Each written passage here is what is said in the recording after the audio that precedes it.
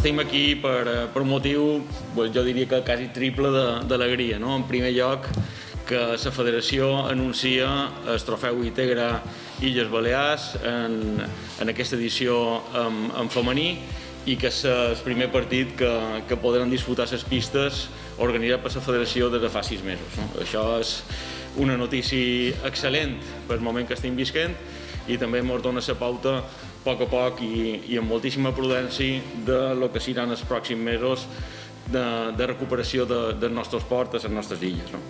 És un enfrontament de dos equips de Mallorca, de dos equips de les illes, que fa molt de temps que no se pot fer. Hem pogut recuperar gràcies a l'impuls també dels clubs, Sant Josep i l'Andratx. No sé, creo que es una temporada un poco atípica. El domingo veremos cómo estamos físicamente.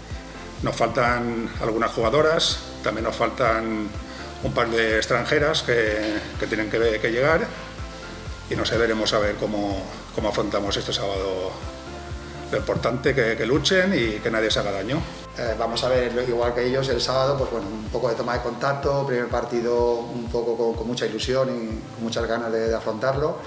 Y el equipo, pues bueno, yo creo que hemos intentado hacer el equipo más competitivo posible y yo creo que puede ser una temporada divertida y podemos competir y pasarlo bien. I jo crec que tant Sant Llorenç com nosaltres estem molt contentes de que se pugui fer aquest partit, a més de que se pugui fer en públic i bueno, jo crec que serà un partit més d'il·lusió que de bon bàsquet. Moltes ganes de poder competir, de jugar, de veure les companyeres i també de veure com han sentit recolzades tant per la federació com per el club que han fet possible que puguem tornar a jugar i competir.